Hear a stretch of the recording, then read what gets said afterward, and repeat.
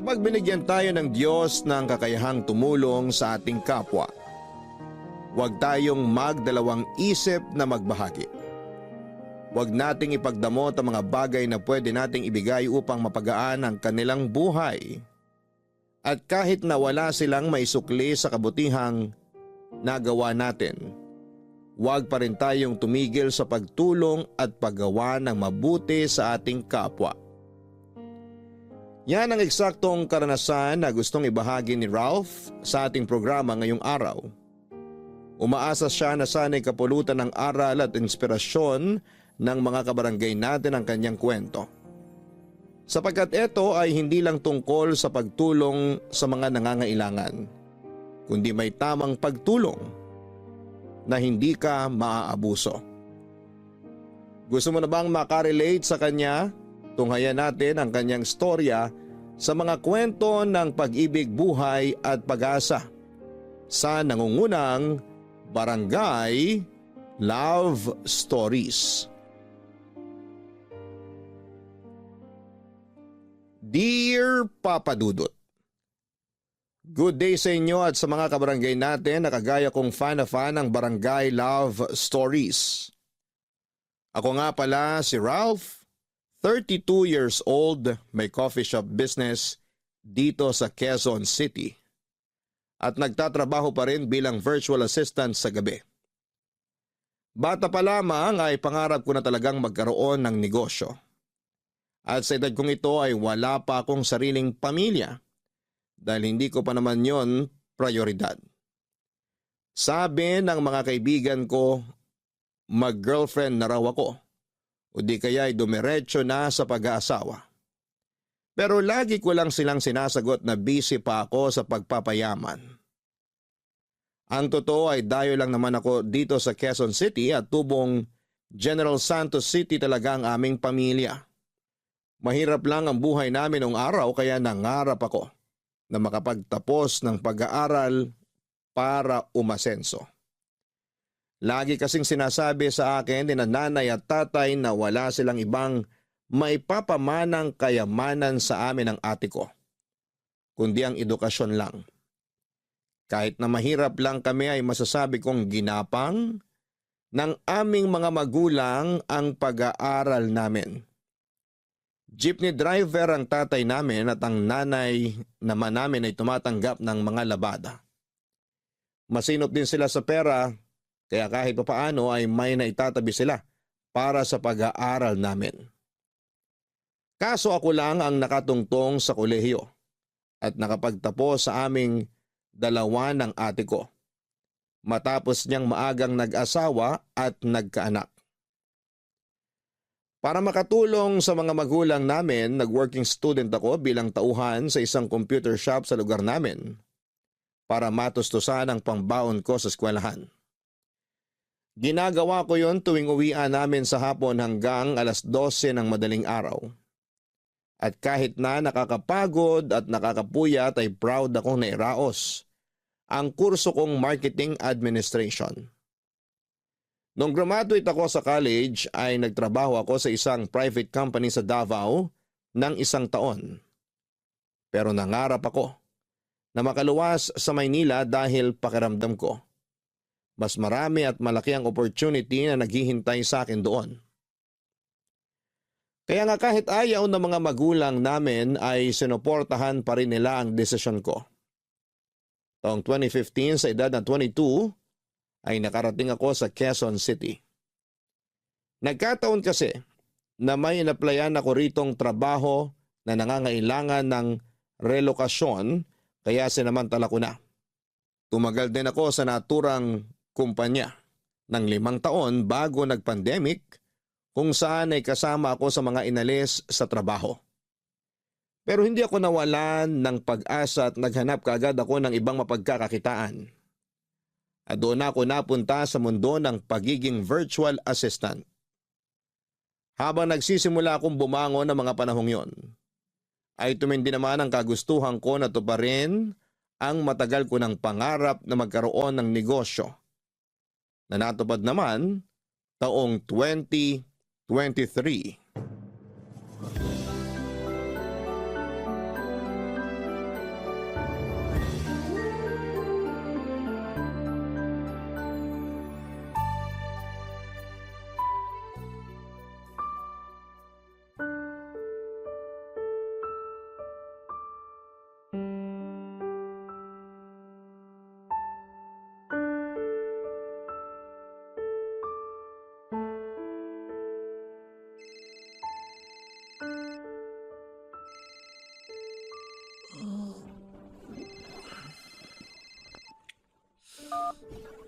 Hello?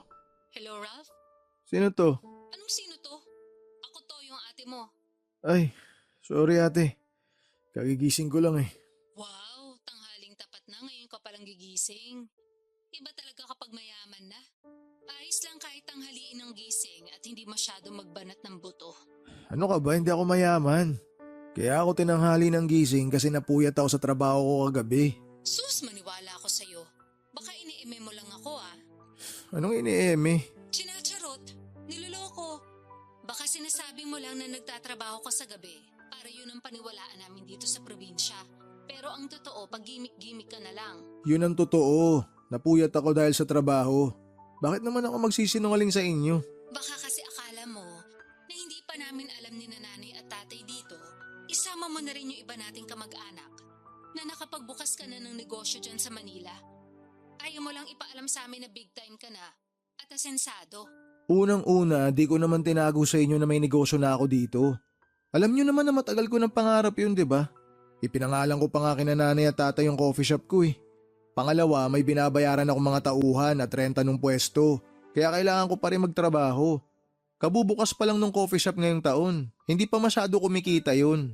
Kaya saan galing yung mga pinagsasabi mo na chinacharot ko kayo? Tsaka sinong big time? Para sabihin ko sa'yo ate, may mga binabayaran pa rin akong bills dito. Nagigipit pa rin ako. Kumpara naman sa buhay namin dito sa probinsya, nasa mas maayos sa kalagayan ka naman dyan sa Manila eh. Siyempre ang hirap-hirap kaya na may tinataguyod na mga anak.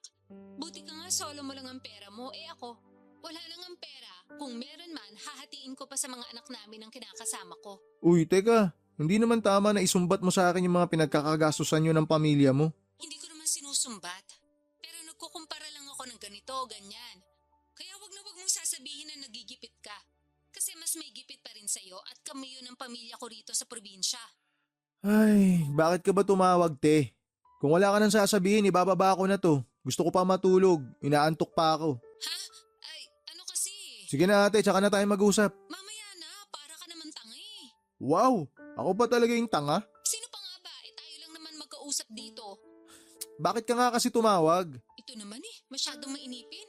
Ano nga kasi? Inaantok na ako, bababa ko to. Uutang sana ako. Ano? Ano ba yan? Ulit-ulit naman eh. Sabi ko, uutang sana ako. Kasasabi ko lang na marami rin akong gastos dito, di ba? Oo nga. Pero may inaasahan ka naman pera na susweldohin dyan sa trabahong sinasabi mo. Idagdag mo pa yung negosyo mo. O di ba? Tiba-tiba ka rin eh. Ang labo ng katwiran mo. Hindi nga ako tiba-tiba dito. Hindi raw. Ganun na rin yon. Kaya pautangin mo na ako kasi sobrang gipit kami ngayon. Alam mo ba, sunod-sunod kami nagkasakit ang mga pamangkin mo. Ubo, sipon, tsaka lagnat. Hawa-hawa na. Wala na rin kaming bigas na maisasaing. Kaya lalo ko nangangayayat eh. Yung kinakasama ko naman sakit ng ulo pa rin. Tapos yung iba mong pamangkin ay sarili lang iniisip. Kulang na lang mapanot ako sa konsumisyon. Kaya maawa ka naman sa akin na ate mo. Ibabalik ko naman sa iyo yung perang uutangin ko eh. Alam ko na pinaghirapan mo yun. Sige na Ralph, pautangin mo na ako. Ay, ano pa nga bang magagawa ko? Alam ko naman hindi mo ako titigilan hanggat di kita pinauutang eh. Wala lang talaga ako malalapitan. Kapag sa iba naman ako umutang, itutubuan nila ng malaki. Kaya imbis na makabayad ako agad, lalo kong nalulubog. Kaya parang awa mo na. Pagbigyan mo na ako. Palibasa, alam mo na hindi kita matitiis. Salamat talaga Ralph. Hulog ka ng langit.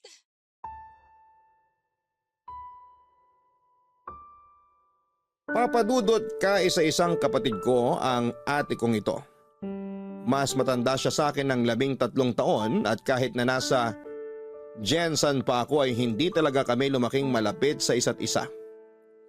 Pero hindi naman kami magkaaway ng todo-todo. Siguro ay ganun talaga, hindi porke iisang puno ay pareho na ang bunga. Ang ibig kong sabihin ay kahit na magkapatid kami, ay magkaiba pa rin kami ng ugali. Magkasalungat ng paniniwala at prinsipyo sa buhay. May kontento na at merong nangangarap pa rin ng todo. Tulad ng nabanggit ko, hindi nakapagtapos ng pag-aaral si ate dahil maaga siyang nag-asawa at nagkaanak. 43 years old na ang ate ko noong 2023 at meron na siyang 6 na anak.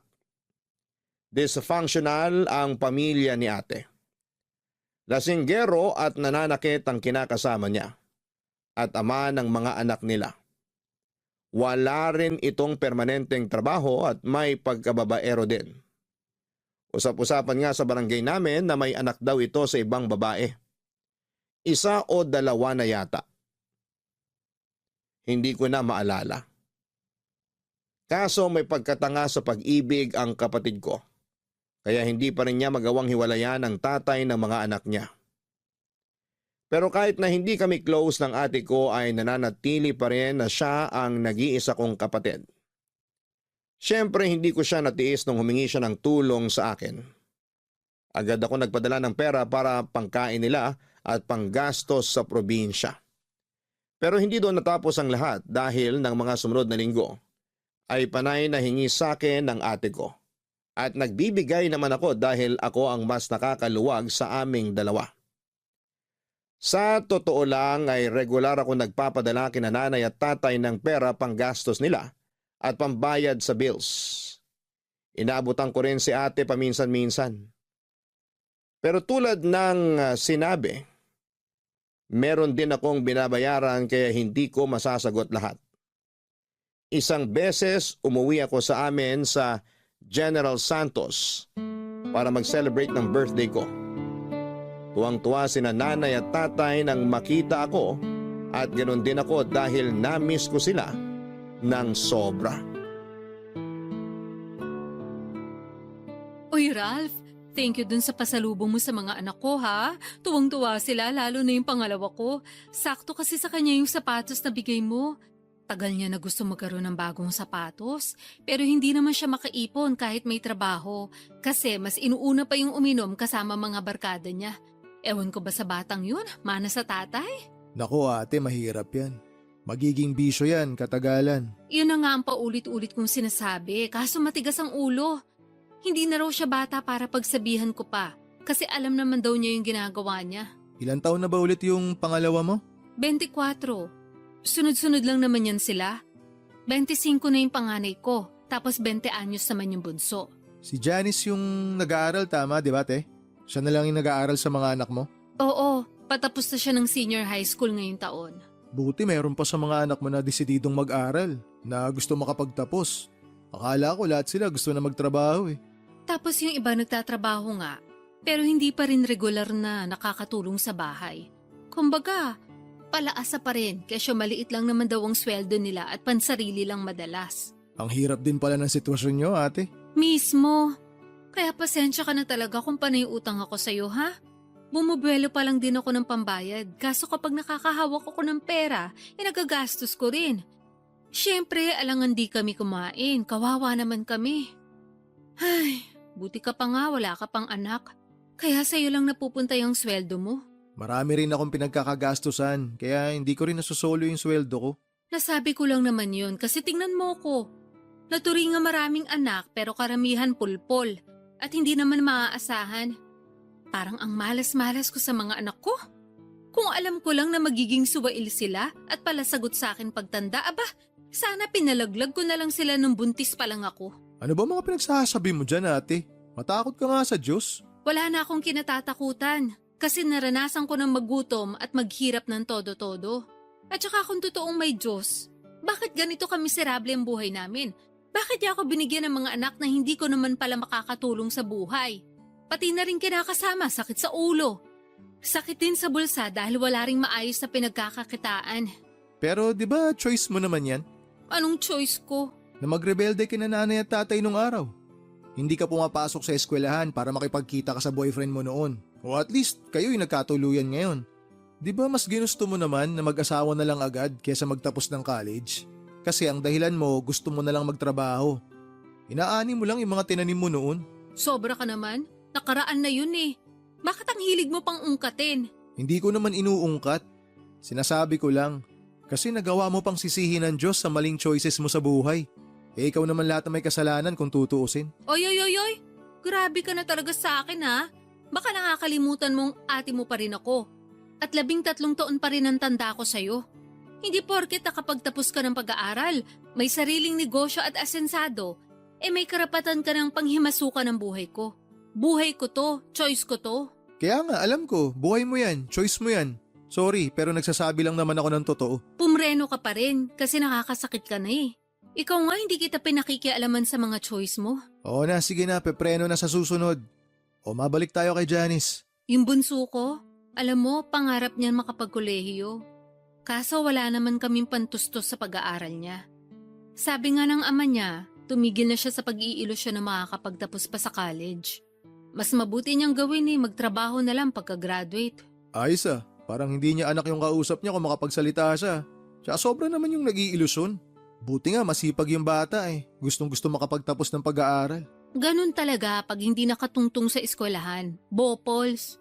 Pero ayun nga, gustong-gusto talaga ng pamangkin mo na mag-aral. Idol ka niya Gusto kanyang tularan pagdating ng panahon. Yun bang asensado sa buhay? Alam mo, masipag mag-aral yung anak ko Pwede mo ba siyang tulungan na matupad yung pangarap niya na makapagkolehiyo? Sige na, pag-aralin mo naman yung pamangkin mo. Papadudot bunso sa 6 na magkakapatid si Janice at siya lang ang nag-aaral sa kanila ng panahong yon. Bulakbol kasi ang ibang mga anak ni ate at kahit na anong paalala sa kanila ni nanay at tatay na mag-aral ng mabuti, ay nauuwi pa rin sila sa paglalakwatsa. Lahat ng mga pamangkin ko liban kay Janice ay nagtatrabaho na kasi sinabi raw sa kanila ni ate na kung hindi rin naman sila mag-aaral, ay mabuti pang magbanat na lamang sila ng buto para makatulong sa kanilang pamilya. Kaso hindi ko akalain na may mas ilalala pa pala ang iba kong mga pamangkin. Ramdam ko ang stress ng ate ko pero naisip ko na ganon din naman siya noong kabataan niya sa mga magulang namin. Sa kabila ng lahat ay napag-isip-isip ko rin na butit meron pa rin kahit isa sa mga anak ni ate ang interesado at porsigidong mag-aral at yun nga si Janice. Kaya hindi na ako nagdalawang isip na tulungan siya. Papadudot kong ilalarawan ko ang pamangkin ko ay masasabi kong mahiyain siya at matipid magsalita. Ganon daw talaga ang ugali niya ayon sa ate ko. Nang dumating nga ako sa amin ay mabibilang ko lamang sa mga daliri ko sa kamay ang pagkakataon na nag-usap kami. Puro pa yun small talk tulad ng maiksing kumustahan lang. Pero naiintindihan ko naman dahil noon lang din kami nagkita, Papadudot. Sa kabila ng lahat ay noobserbahan ko ng mabuti si Janice at base naman sa nakita ko ay desidido talaga siya na makapag-aral. Bukod doon ay lagi rin siyang binibida sa akin ng ate ko. Kaya naman habang tumatagal ay mas nakumbinsi ako na tulungan ang pamangkin ko na makapag-aral. Hindi naman ako mayaman pero sa aming dalawa ni ate ay ako ang mas nakakaluwag. Turo sa amin ng aming mga magulang na tumulong, lalo na kung meron kaming kakayahan. Kaya bago ko bumalik sa Maynila, ay nagabot ako ng pera sa ate ko, pang-enroll ng aking pamangkin. Buti ate, napapunta mo si Janice dito para personal kami magkausap. Nga pala, marunong ba siya magtagalog? Huwag kang mag-alala, marunong magtagalog yun. May hilig yun sa mga teleserye ng GMA. Doon siya natuto, pati yung tono. Pero okay lang din kung sakaling hindi. Marunong naman ako Huwag na! Tsaka para masanay na rin siya. Hello po, Ma. Hello po, Tito Ralph. Oh, andito ka na pala. Halika, tabihan mo ako rito sa upuan. Sige po. Nak, mag-thank you ka sa Tito Ralph mo. Dali. Bakit po? Kasi nga pumayag na siyang pag-aralin ka sa kolehiyo. Talaga po? Hindi niyo ako niloloko? Siyempre hindi. Di ba, Ralph? Sabihin mo nga rito sa anak ko, mukhang hindi naniniwala sa akin Totoo po ba yun, Tito? Oo. Naobserbahan ko kasi na masipag ka mag-aral. Tsaka laging sinasabi ng mama mo na gustong-gusto mo raw makapag-college. Gustong-gusto ko po talaga. Kaya nga nung sinabi sa akin nila Mama at Papa na wala silang pampaaral sa akin, nalungkot po talaga ako. Alam mo naman mahirap lang ang buhay natin, di ba? Sana naiintindihan mo na yun. Tsaka kayong lahat ginagapang naman namin kayo ng papa nyo. Hindi lang talaga tayo tinatamaan ng swerte. Puro lintik at kamalasan tumatama sa atin. Sawing palad, kumbaga. Kaya nga inawitan ko tong tito mo na baka pwede kanyang tulungan na makapag-aral sa kolehiyo. Buti pumayag siya kasi malaking bagay yon. Kaya ano pang hinihintay mo? Mag-thank you ka sabi. Opo, Ma. Thank you po, Tito Ralph. Malaking bagay po yung tulong nyo. Pangako, aayusin ko po ang pag-aaral ko para matuwa naman kayo. Ngayon pa lang natutuwa na ako sa'yo kasi nagsisikap ka talaga. Sana ipagpatuloy mo yan kahit na di magiging madali pag nasa college ka na. Hindi naman sa tinatakot kita pero iba kasi dun eh. Ibang-iba ron kesa sa senior high. Talaga? Sasakit ba ulo ng anak ko dyan? Ma naman eh. Siyempre, depende yon kung paano ko i-handle yung emotions ko. Saka marami na rin naman po akong naririnig na mahirap daw sa college. Yung ibang mga kaklase ko tuloy ayaw nang mag-aral pagka-graduate namin. Tingin mo, kakayanin mo. Siyempre po. Tama ang anak mo ate. Depende sa tao kung paano niya i-handle yung emosyon niya. Pero Janice, sana kahit na challenging ang college life, tapusin mo pa rin. Huwag mong susukuan. Sa bagay. Tingnan mo nga ikaw, nakatapos ka. Dapat gayahin mong tito mo, nak ha. Masipag, matyaga at may mataas na pangarap sa buhay. Opo, idol na idol ko nga yang si Tito. Maiba tayo. Meron ka bang kurso na plano mong kunin? Gusto ko po sanang mag-teacher, kaso sabi ni Mama, kuhain ko raw po yung katulad ng kurso na kinuha nyo. Tama naman. Kasi dyan yumaman ng tito mo. Si ate naman paulit-ulit eh. Sinabi nang hindi nga ako mayaman. Hindi pa mayaman. Pero yayaman ka rin. Mas yayaman. Ayaw mo ba nun? Huwag ka kasi masyadong nega at kontrabida. Dapat kahit hindi pa, sinasabi mo mayaman ka na para lalo magkatotoo. Gayahin mo ko. Lagi kong sinasabi sa mga kamag-anak natin na maayos ang pamilya namin ang kinakasama ko. Na maswerte ako sa mga anak ko. Hindi pa nga lang nagkakatotoo pero alam ko papunta na rin yun doon. Ay nako, ibang klase ka talaga mag-isip. Siyempre, bihira lang magkaroon ng utak na ganito sa akin, no? Sorry, Tito, kung masyadong kakaiba mag-isip si Mama. Ano ba kasi masama sa pag-iisip ko? Wala naman, pero kakaiba lang po. Kung sampalin kaya kita, Grabe naman po kayo. grabe talaga ako. Alam ng tito mo yan eh, pati ng lolo at lola mo. Tsaka ng mga kapitbahay natin at mga kamag-anak natin. Alam mo ate, yung mga ganyan mo, hindi mo dapat pinagmamalaki yan. Ay teka, isa ka rin eh. Kung grabe ako, mas grabe ka sa akin. Nagsasabi lang naman ako ng totoo no. Ikaw ang grabe. Nakuha mo pa talagang ipagmalaki sa anak mo yung mga kabulastugan mo noon? Tama naman sinabi ni Tito, kaya wag niyo na po siyang pagdiskitahan, Ma. Ay naku, pinagtulungan niyo pa ako magtito. Nakakainis kayo ha. Lo, si Mama. Akala mo naman susuyuin namin siya. Papadudot masaya si ate sa perang ibinigay ko para makapag-enroll sa college si Janice. Dinagdagan ko pa yon ng sobra para may pambili ng uniform at gamit sa eskwelahan ang pamangkin ko. At nagdagdag ulit ako matapos sumirit ni ate. Pero aminado ako na nagipit ako ng kaunti dahil sakto na lamang pamasaya at allowance ko pabalik sa Maynila ang perang natira sa akin. Kinailangan ko patuloy galawin ang savings ko at mag-withdraw para meron akong extra money. Sa awa naman ng Diyos ay nakauwi naman ako ng matiwasay sa nirerentahan kong apartment sa QC. Fast forward. Nakagraduate na sa senior high school si Janice at inimbitahan ako ng ate ko na pumunta sa graduation ceremony niya. Pero hindi ako nakauwi dahil marami akong trabaho na mapipending at busy rin ako sa negosyo ko. Pero nag-send naman si ate ng picture ni Janice sa messenger. Nakuha nung graduate siya, kaya masaya pa rin ako. Nag-reply ako ng congratulations sabay hirit ni ate na kung pwede raw regaluhan ko ang pamangkin ko kasi wala naman daw itong natanggap na graduation gift. Pero wala naman akong maisip na pwedeng iregalo para kay Janice kaya sa huli pinera na lamang ni ate. Siya na lang daw ang bibili ng regalo para sa anak niya at sasabihin niyang galing sa akin. Mabilis na lumipas ang isang buwan, isang hindi inaasahang tawag ang natanggap ko mula sa pamangking kong si Janice Papadudut.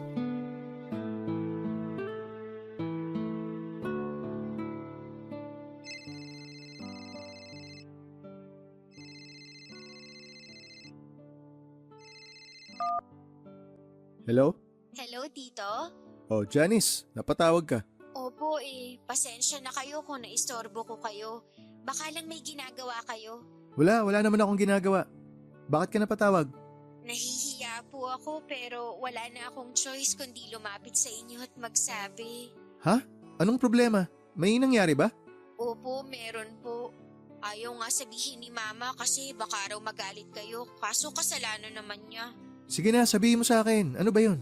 Tungkol po yun sa pag-aaral ko sa college. May nahanap na nga akong university na papasukan ko. Kaya lang, atrasado pa po ako kung makakapag-enroll ako on time. Anong ibig mong sabihin? Paanong atrasado? Di ba nag-iwan na ako sa mama mo ng perang pang-enroll mo bago ako bumalik dito sa Manila? Yun nga po, kaso nagastos ni Mama yung pera. Ano? Nagastos niya? Sorry po, ayaw nga niyang ipasabi sa inyo kasi baka raw magalit kayo. Gagawa na lang daw po niya ng paraan kaso hanggang ngayon wala pa siyang nauutangan. Malapit na po yung enrollment ko. Natatakot ako na baka hindi matuloy pag-aaral ko tapos magalit kayo sa amin. Teka, sandali. Ano munang ginawa ng mama mo dun sa perang binigay ko na pang-enroll mo sana? Pinanghanda niya po nung graduation ko. Tapos nagastos niya lahat yung pera? Ganun na nga po. Tuwang-tuwa kasi siya dahil may nakagraduate na raw sa pamilya. Proud na proud siya sa akin. Nagpalitsyon po siya at kulang na lang pakainin niya yung buong barangay. Hindi ko lang po akalain na mauubos niya pati yung pera na pang-enroll ko. Ay, si ate talaga kahit kailan masyadong pabide. Kilala niyo naman po si Mama, di ba? Ugali niya talaga yon lalo kapag may nahawakan siyang pera. O tapos ngayon, mamomroblema kayo. Pati ako damay pa rito. Nagalit nga po ako sa kanya, pero sabi niya, wag ko na raw sabihin sa inyo kasi gagawan na lang niya ng paraan. Kaya lang, wala pa raw pong nagpapautang sa kanya eh. Tapos, malapit na nga ang enrollment ko. Di bale, huwag ka na mag-alala. Pwede naman kitang bigyan ulit ng pang-enroll mo eh. Pero gusto ko ikaw na humawak ng pera. Napakabulagsak kasi talaga ng mama mo eh. Nakakabuwisit. Opo, Tito. Sorry po ulit kasi nadoble pa yung gastos nyo. Hiyang-hiya po ako pero wala naman po akong malapitan. Hayaan mo na yon. Na-appreciate ko nga na nagsabi ka sa akin. Tama rin na nilapitan mo na ako agad. Hindi mo na pinatagal kesa naman di ka nakapag-enroll. Gusto ko talaga na tulungan ka sa pag-aaral mo. Sabi ko nga sa'yo noon, naoobserbahan ko na masipag ka mag-aaral tsaka determinado ka na makapagtapos. Ituloy mo lang yan. Sigurado ako na malayo mararating mo sa buhay oras na may hawak ka ng diploma. Yun nga po yung nasa isip ko palagi na mas marami ang oportunidad na magbubukas sa akin kapag nakagraduate na ako sa pag-aaral. Ayoko po na gumaya sa mga kapatid ko na mga tinamad na lang mag-aral at nagtrabaho na lang. Tapos hindi rin naman nakakatulong kina mama at papa. Pangarap ko rin po na tumulong sa pamilya namin para kahit paano makaahon kami sa kahirapan. Nakikita ko kasi sa iyo yung kabataan ko nung araw. Ganyan-ganyan ako kadeterminado na makagraduate. Kahit na mahirap, kahit na walang bilib sa akin yung mama mo nun, nagpatuloy pa rin ako. Ginawa ko na lang inspirasyon yung lolo't lola mo para abutin yung mga pangarap ko. Kaya sana ganun din yung gawin mo. Opo, pangako ko po sa inyo na hindi ko sasayangin yung tiwala niyo sa akin. Mag-aaral po ako ng mabuti para maibalik ko lahat ng mga tulong niyo sa akin. Mag-aral ka para sa sarili mo, para sa mga pangarap mo. Pagtuunan mo ng pansin kung paano ka makakapagtapos. Magsikap ka. Huwag mo na munang masyadong isipin kung paano mo maibabalik sa akin yung tulong na ibibigay ko sa'yo. Hindi naman po pwedeng hindi ko yun isipin. Siyempre, nakakahiya pa rin po. Kung tutuusin, hindi nyo naman po ako responsibilidad. Pero nang dahil sa pangarap ko, naobliga pa kayong tulungan ako. Wala namang kaso sa akin yun. Pamangking kita eh. Pamilya tayo. Turo sa amin ng lolo't lola nyo na kung meron kaming kakayanan na tumulong, huwag kami mag-alinlangan. Salamat po talaga. Napakaswerte ko dahil meron akong mabait na tito.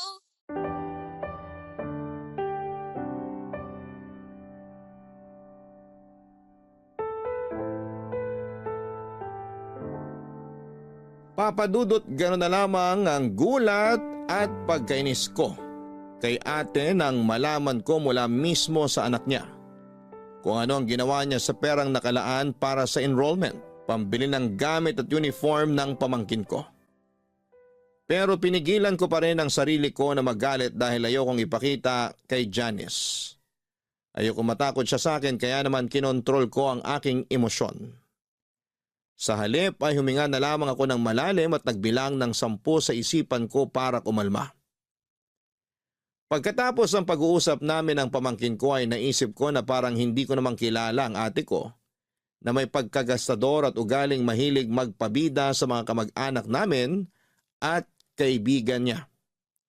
Kaya nga hindi siya nakakaipon dahil mahilig siyang bumili ng kung ano-ano. Hindi talaga siya magaling humawak ng pera at hindi rin naman niya gustong matuto, papadudot. Noong taong ding yon ng 2023 ay nagpadala ng picture sa messenger ko si ate tungkol sa registration form ni Janice sa college. Excited ako at masayang-masaya para sa pamangkin ko.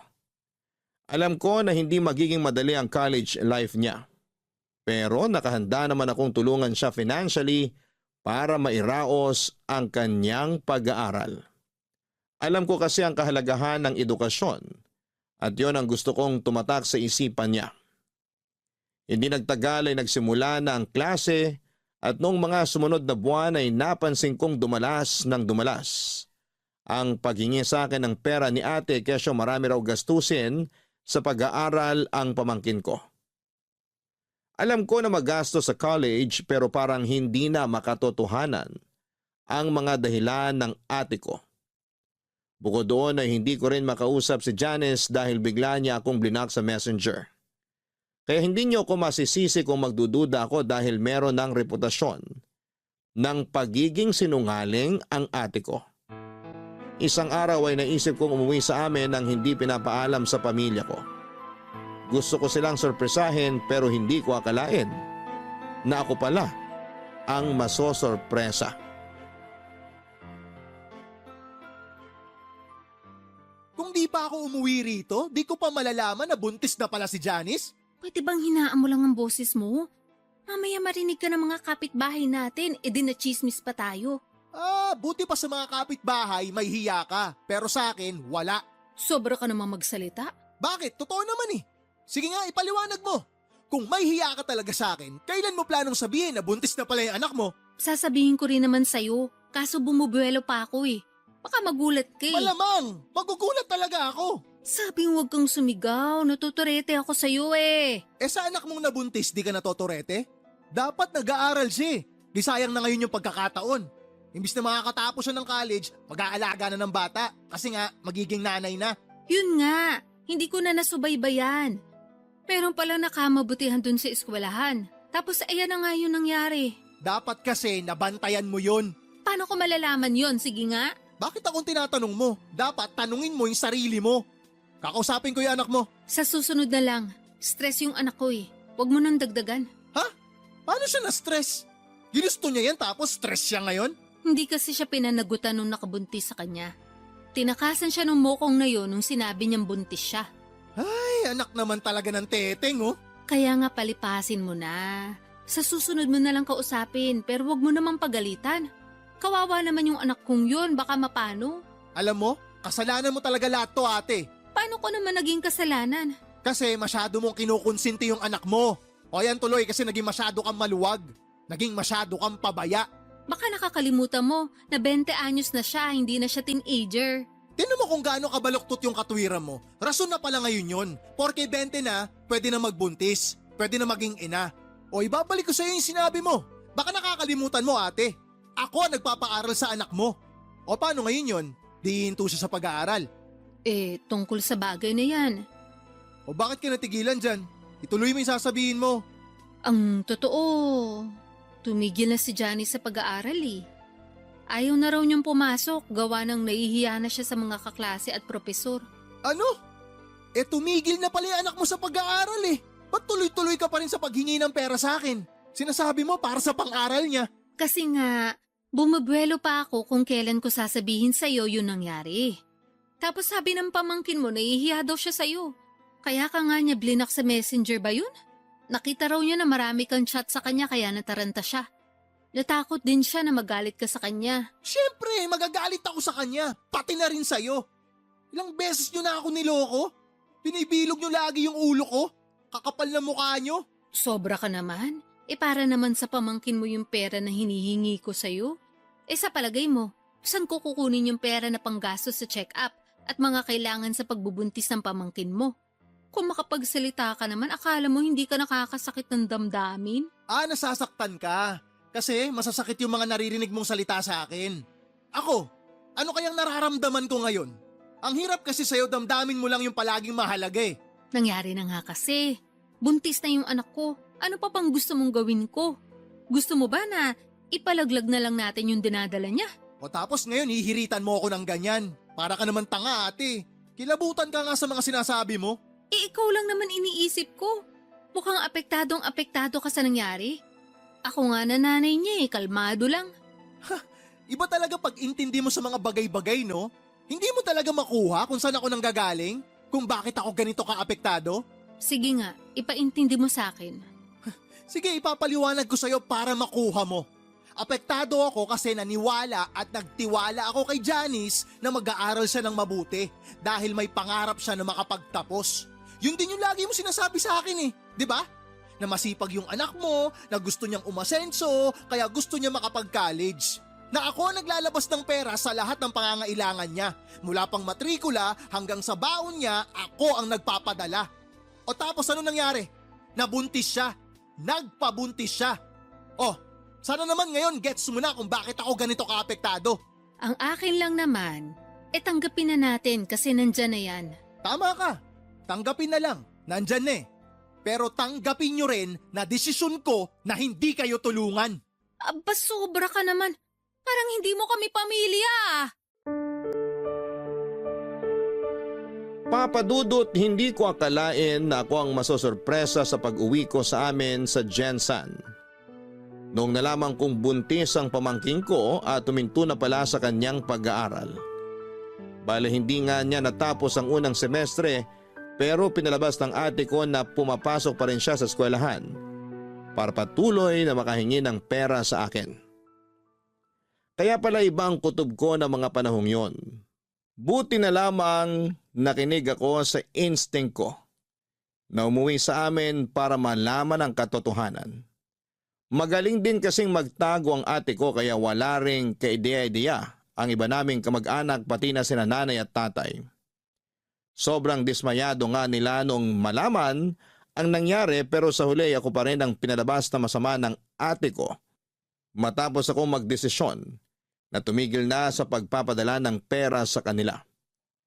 Sobra din ang pagkadismaya at frustration ko kay Janice kasi akala ko ay iba siya sa mga kapatid niya. Pero sa huli mukhang mas masahol pa siya dahil sa ginawa niya. Habang nasa probinsya ko ay ilag sa akin si Janice. Pero kitang-kita ko na walang pagsisisi ang pamangkin ko at mukhang nasa loob lang pala ang kulo niya. Sa huli nang nakabalik na ako sa Maynila ay nalaman kong pinagkalat ng ate ko sa iba naming kamag-anak na masama ang ugali ko porque nakakaangat na ako sa buhay. Pero dahil sa malayo naman ako ay pinilit kong huwag magpaapekto. Mabilis na lumipas sa mga buwan at nalaman ko na nanganak na si Janice at laking gulat ko nang binalita sa akin ni nanay na kinuha pa akong ninong ng anak ng pamangkin ko. At imbitado pa talaga sa binyag noong baby. Ayoko sanang pumunta pero hindi na ako nakatanggi sa pakiusap ng nanay at tatay namin. Taong 2024 nang umuwi ulit ako sa Jensan para umaten sa binyag ng anak ni Janice. Buti naman, umuwi ka dito sa atin sa probinsya para umattend ang binyag ng baby ni Jen. Wala naman ako magagawa eh. Ayoko sana pero pinilit ako ni nanay at tatay. Ito naman, parang hindi mo naman apo yung baby. Baka nakakalimutan mo, kadugo mo yun. Pamilya tayo. Tsaka pinangalan nga sa inyo anak niya eh, Ralph Adrian. O di ba? Magandang pakinggan. Hindi naman tungkol sa baby ni Janice yung rason kaya ayoko munang umuwi dito eh. Baka nakakalimutan mo. Siniraan mo ako sa mga kamag-anak natin. Pinagkalat mo na masama ugali ko dahil tumigil ako sa pagbibigay ng pera sa inyo. Salamat sa iyo hanggang ngayon ang sama ng tingin sa akin ng ibang kamag-anak natin. Yung kinakasama mo nga pinandilatan pa ako ng mata nung magkita kami kanina eh. Akala naman niya matatakot ako sa kanya. Malaki naman talaga mata nung kinakasama ko. Kaya pagpasensyahan mo na. Tungkol naman dun sa iba nating kamag-anak, huwag ka mag-alala. Kasi sinabihan ko na naman sila na hindi totoo yung pinagkalat ko tungkol sa'yo nun. Na nagalit lang talaga ako dahil tinigil mo yung pagtulong sa amin ng anak ko matapos mong malaman yung nangyari. Pero baka hindi pa rin sila nakaka-move on. Sabihan ko na lang ulit. Ay, pasensya ka na talaga ha. Huli na nung na-realize ko na hindi mo naman talaga kami responsibilidad. Tsaka kami talaga yung may pagkakamali dun. Kung na-realize mo pala yan, bakit hindi ka man lang nag-sorry sa akin nun? Ha? Nahihiya ako. Parang hindi mo ko kilala. Hindi kaya ako nagsusorry. Talaga? Kailangan ko pa intindihin yung pride mo? Ayos ka. Tsaka ito na yung paraan ko ng pagsusorry. Alin? Ang gawin akong ninong ng apo mo? Kaya inimbitahan mo ako ngayon sa binyag? Oo, ayaw mo ba nun? Kilala kita. Nagawa mo na akong lokohin nun para makahingi ka sa akin ng pera. Ayoko sanang isipin na kaya mo ako kinuwang ninong ng apo mo para may dahilan ka na naman na huthutan ako. Sobra ka naman sa huthutan? Akala mo naman napakalaki ng perang binigay mo sa akin nun? Hoy, malaki yon kapag pinagsama-sama. Tsaka akala mo ba pinupulot ko lang sa kalsada yung perang pinadadala ko sa'yo? Para lang alam mo dugot pawis ko yon. Pinaghihirapan ko ang bawat sentimo na kinikita ko.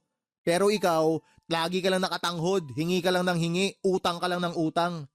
Kaya di mo ako masisisi kung hanggang ngayon masama pa rin loob ko sa'yo. Matagal na yun eh. Hindi pa ba ako absuelto sa kasalanan ko? Parang hindi ako ate ah. Huwag ka namang ganyan. Ayos hiningi mo pa na irespeto kita bilang ate.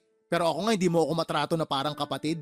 ATM ang tingin mo sa akin na magluluwa ng pera tuwing may kailangan ka. Nasasabi mo lang yan kasi mas maluwag pasok ng pera sa'yo kaysa sa akin. Pero pag ikaw nasa posisyon ko, sigurado maiintindihan mo na kahit mali magagawa ng isang nanay para sa mga anak niya. At saka nagsisi naman na yung anak ko ah. Sa lagay habang buhay mo na lang ba siyang pag-uusigin? Hindi ako galit sa anak mo. Mas galit ako sa'yo. Sa anak mo, dismayado ako. Di siya naging maingat. Matagal na nga yun, huwag ka namang ganyan.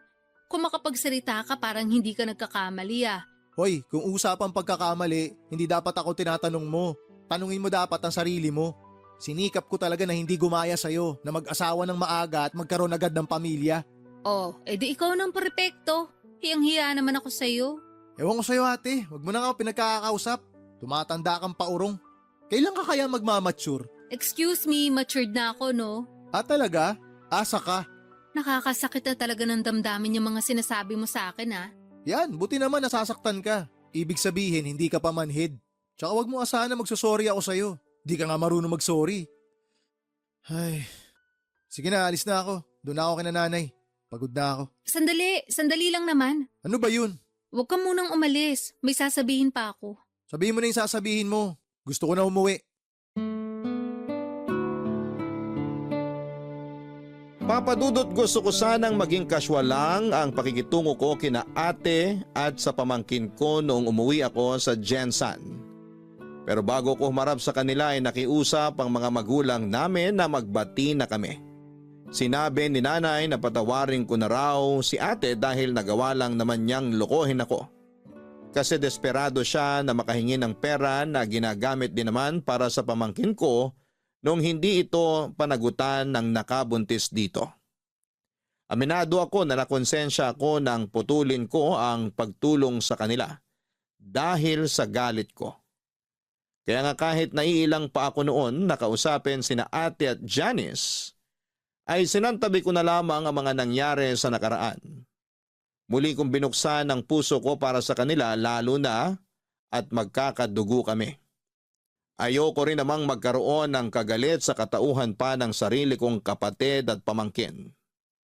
Kaya nga pinakinggan at pinag-isipan ko ang bago nilang hiling sa akin na tulong tungkol sa paghahanap ng trabaho ni Janice sa Maynila.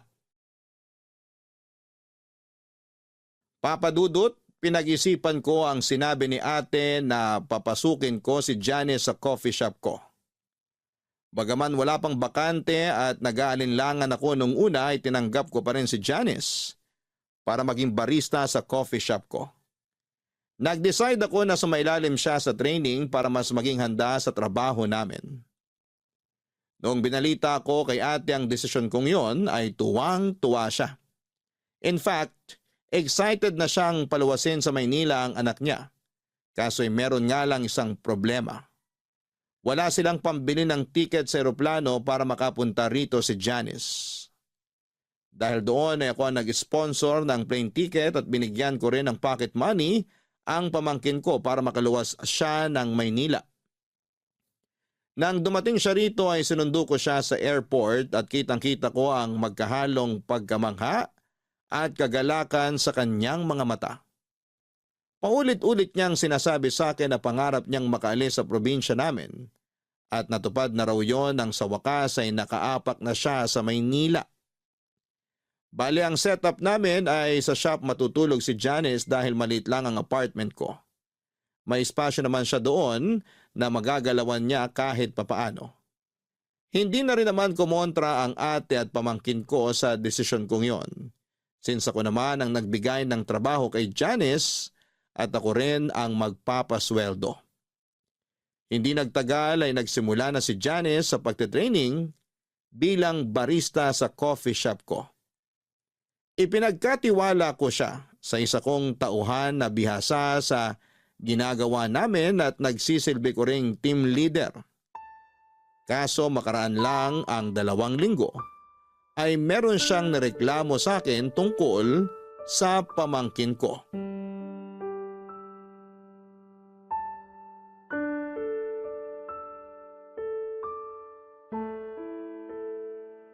Janice, liga. Mag-usap tayo sandali. Opo, tungkol saan po? May nalaman akong report tungkol sa'yo galing sa bisor nyo. Ano pong report yun? Tungkol daw sa ugali mo. Totoo ba na mahirap ka raw pakisamahan? Na boss ka raw kung umasta dito porke tito mo ko? Wow ha? Sinabi po ba talaga niya yan? Oo. Bukod doon, ang hirap mo raw turuan. Hindi ka rin marunong sumunod sa instruction. At ginagawa mo lang kung ano gusto mo. Mahilig ka raw magreklamo, puro ka pa cellphone. At naniwala naman po kayo sa sinabi niya? Nung una, syempre hindi. Kasi ayokong isipin na totoo yung mga sinasabi niya. Tsaka malaki ang tiwala ako sa'yo eh. Pamangking kita pero kailangan ko rin naman pakinggan yung mga empleyado ko at maging patas sa kanila. Kaya ang ginawa ko, pinanood ko yung CCTV footage nitong shop last week. At doon ko napatunayan na tama nga yung mga reklamo niya tungkol sa ugali mo. Sorry po, Tito. Ay, di ba nagkasundo na tayo nung umpisa pa lang na hindi kita tatratuhing pamangkin at hindi mo rin gagamitin yung pagiging magkamag-anak natin dito sa trabaho? Umuo ka. Sinabi mo pa nga na tama lang yun para maging patas sa iba. Bukod dun, ikaw ang bago dito. Kaya dapat hindi mo minamalditahan yung team leader nyo. Dahil sa ginagawa mong yun, parang lumalabas, binabastos mo na rin ako. Epal naman kasi yung team leader niyong yun. Masyadong sip-sip sa inyo, akala mo ko sino. Bakit? Tagapagmana niyo po ba siya? Ano sabi mo? Tinatanong ko kayo kung magiging tagapagmana niyo siya kasi wala naman kayong sariling anak, di ba? Anong koneksyon yan sa pagmamaldita mo? O baka naman may gusto siya sa'yo kaya gano'n na lang siya makasipsip. Hoy Johnny, sumayos ka. Saan ba pinagkukuha yung mga sinasabi mo? Sa obserbasyon ko lang naman. Akala nyo kayo lang ang marunong mag-obserba? Ako rin kaya. At yan ang mga nakikita ko. Masyadong sumbongera yung mga tauhan nyo. Pero sipsip at plastikada naman. Akala mo kung sinong magaling nagkakamali rin naman sila. Ako nga madalas nilang binubuli kasi baguhan lang ako. May isang beses na pinaglinis nila ako ng CR para may magawa raw ako. Tama ba yun? Bagong manicure pa naman ako noon. Nasira lang tuloy mga kuko ko. Kailan nangyari yan? Sabihin mo, para ma-check ko sa CCTV. Hindi ko na matandaan. Basta, nangyari talaga yun. Kung totoo ngang nangyari yan at pag napatunayan ko na binubuli ka nila, meron silang matatanggap na memo sa akin. Memo lang? Hindi nyo ba sila tatanggalin? Hindi ako pwede basta-basta magtanggal ng empleyado, lalo't walang mabigat na dahilan. Tsaka may proseso yan. Kaya nga memo muna kasi first offense pa lang. Bukod doon, matagal na rin sila sa akin. Wala namang ganitong insidente bago ka dumating eh. Ibig sabihin, ako lang talaga panira rito? Wala naman akong sinasabing ganun. Ganon na rin yun eh. Sinasabi niyo na ako lang panira dito sa negosyo niyo. Grabe, ang unfair niyo naman. Hindi niyo naman kaano-ano yung mga yon. Ako kaya ang pamangkin niyo rito. Hindi ko nakakalimutan na pamangking kita, pero sana wag mo rin kalimutan na kailangan kong maging patas. Sana maintindihan mo rin na pagdating sa trabaho, hindi mo lang ako tito, boss mo rin ako. Kung yung team leader nyo hindi mo magawang respetuhin, paano ako makakaasa na re-respetuhin mo ako pag di ka nakaharap sa akin? Sinong may sabi na hindi ko kayo nire-respeto? Nire-respeto ko kaya kayo. Respetuhin mo rin yung mga katrabaho mo. Mahalin mo sila kasi kayo yung magkakasama dito. Mahalin at pahalagahan mo rin yung trabaho mo kasi pinagkakakitaan mo to eh. Kaya ka nga lumuwas dito sa Maynila para maghanap buhay. Para may padala ka sa anak mo sa probinsya. Alam ko naman yun. Hindi nyo na kailangang isumbat sa akin. Hindi kita sinusumbatan. Sinasabi ko lang sa'yo yung mga dapat mong gawin na dapat mong tandaan. Kasi nalilihis ka eh. Parang hindi mo ata naaalala kung bakit ka nagtatrabaho dito sa Maynila eh. Pinamumukha nyo na kayo ang nagpapasweldo sa akin. Na kayo rin ang nagbayad ng ticket ko sa eroplano para makapunta ako rito. Kulang na lang sabihin nyo sa akin ang kapal ng mukha ko dahil sa dami ng mga tinulong nyo sa pamilya namin. Siguro nga tama ako. Nagalit pa rin kayo sa akin hanggang ngayon. Kasi hindi ko tinupad yung pangako ko na magtatapos sa college dahil nabuntis ako ng maaga.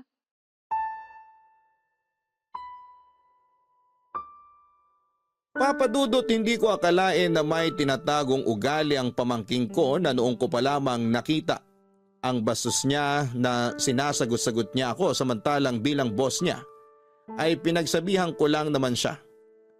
Wala akong masamang intensyon at gusto ko lang maging patas sa mga tauhan ko.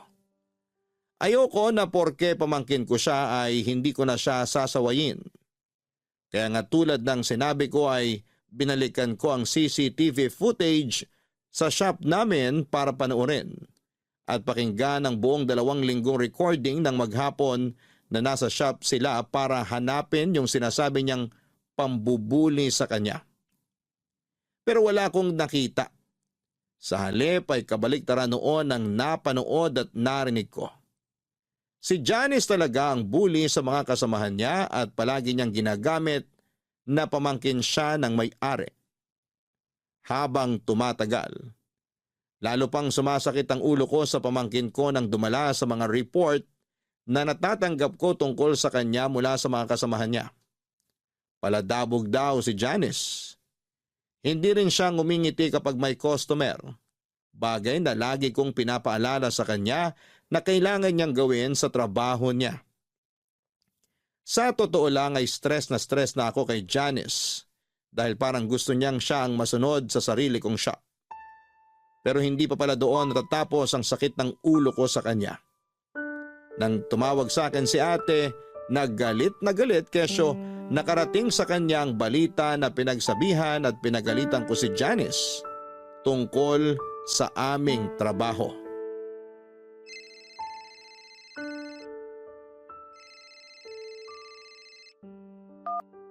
Hello ate, Hello, Ralph. ba't ka napatawag? Ano yung nakarinig sa akin na inaapay mo raw dyan yung anak ko? Ha? Huwag mo ko inaha dyan. Alam kong narinig mo yung sinabi ko. Ano yung pinagsasabi mo? Walang pang-aaping nangyayari dito. Hindi inaapi si Janice sa trabaho. Hindi raw. Ano yung sinumbong sa akin ng anak ko? Sige nga. Hindi ko alam kung ano pinag-usapan niyo. Bakit? Ano ba mga sinumbong niya sa'yo? Sinabi lang naman niya sa akin na binubuli niyo raw siya dyan. Tapos nagsumbong daw siya sa'yo. At mas kinampihan mo pa raw yung iba mong mga tauhan. Aba Ralph, sino ba sa kanila ang pamangkin mo? Oo nga, pamangkin ko si Janice. Pero walang pambubuling nangyayari sa trabaho. Ibig mong sabihin sinungaling ang anak ko? Oo, nagsisinungaling siya. Dahil ako mismo ang nag-imbestiga sa reklamo ng mga kasamahan niya. Alam mo kung ano nadiskubre ko sa anak mo? Ano? Yung anak mo mismo ang bully. Binubuli niya lahat ng mga katrabaho niya. Huwag niya subukang itanggi dahil may ebidensya ako. Meron akong kopya ng CCTV footage kung saan huling-huli si Janice na nambubuli. Pwede ko ipadala sa'yo para sabay niyong panooring mag-ina. Para maliwanagan ka na may pagkasinungaling talaga yung anak mong maldita. Baka naman pwede nating pag-usapan to, Ralph. Pamangkin mo naman yun eh. Ate mo ko, diba? Diyan kayo magaling. Kayo ng anak mo. Lagi niyong binabalandra sa mukha ko na pamilya tayo para makonsensya ako. Pero di niyo man lang ba naisip na nakakapagod kayo? Alam mo ba na hindi lang pambubuli ang problema ni Janice sa trabaho? Hindi lang yun ang issue rito. Tatamad-tamad din niyang anak mo. Bukod sa ubod ng maldita, nagmamarunong pa. Lagi pa nakasimangot sa harap ng mga customer ha. Hindi rin siya mapagsabihan. Kasi ultimo ako na tsuhin niya. Ganun-ganun na lang o sagot-sagutin niya eh. O tama ba yon? Tapos ngayon malalaman ko na gumagawa siya ng kwento para malinis ang pangalan niya dyan sa inyo. Tapos palalabasin niya na kawawa siya rito. Ano yun? Para naman akong ginagawang tanga ng anak mo ate. Pagpasensya mo na yung pamangkin mong yun. Hayaan mo, pagsasabihan ko. Nako, hindi na ako aasa na pagsasabihan mo yung anak mo. Tsaka pagpasensyahan? Sawang-sawa na akong pagpasensyahan kayo. Akala ko iba'y hilat siya ni Janice sa'yo eh. Pero mag-ina nga talaga kayo. Parehong-pareho ugali niyong dalawa. Ano namang ibig mong sabihin, ha? Ikaw naman di mo pa nakuha agad. Gusto mo pa ipaliwanag ko sa'yo. Manang-mana sa'yo yung anak mo. Yun ang ibig kong sabihin. Pareho kayong sinungaling, pareho kayong manluloko, pareho kayong manggagamit, pareho ring masama ugali nyo. Aba, hinay-hinay ka sa mga sinasabi mo dyan. Ano maghinay-hinay pinagsasabi mo? Hoy ate, wag mo ako manduhan. Punong-puno na ako sa inyo ng anak mo. Tinulungan ko kayo, pinagkatiwalaan kasi nga tulad ng lagi mong dinadahilan, pamilya ko kayo. Pero anong ginawa niyong mag-ina? Ha? Ano? Niloko niyo ako ng paulit-ulit. Ang nakakatawa dito, nagkuntsabaan pa kayong dalawa. Alam mo sa totoo lang, akala ko tama nakalimutan ko na lang yung atraso niyo sa akin eh. Lalo ka na, nung siniraan mo ako dyan sa atin. Kasi nga tinigil ko yung pagbibigay ko sa'yo ng pera nung mabuntis yung anak mo. Akala ko tama na patawarin kita eh. Kasi sabi mo nga nakaraan na yun, kalimutan na natin yun, pwede naman tayo mag-move on. Pero sa tingin ko, yun na ata yung pinakamalaking katangahang nagawa ko sa tanang buhay ko.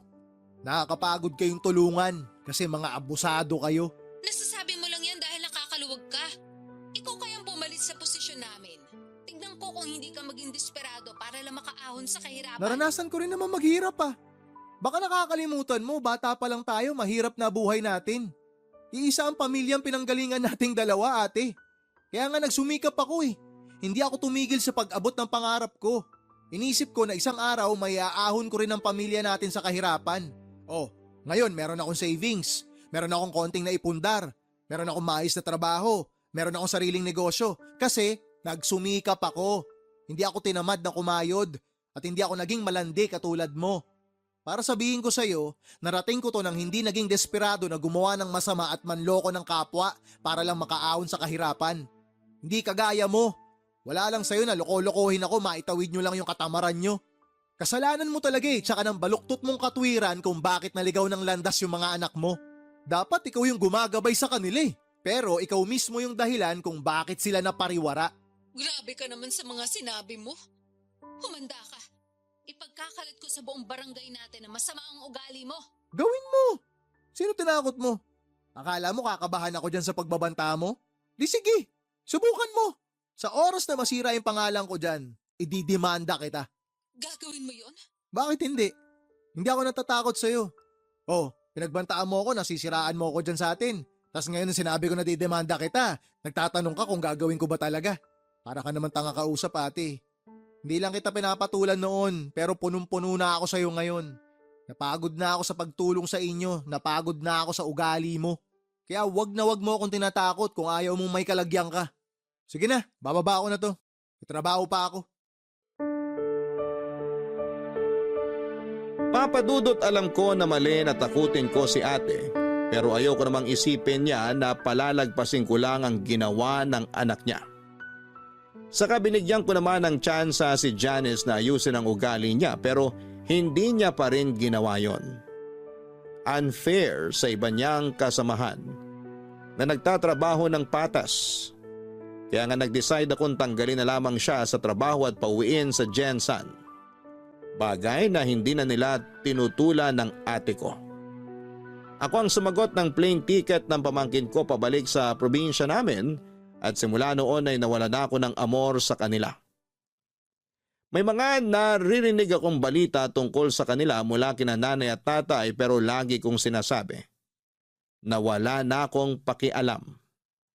Ang totoo ay meron pa naman pero ayoko nang makialam. Dahil baka makahanap na naman ng opportunity ang ate ko na gamitin ako sa pansarili niyang pakinabang.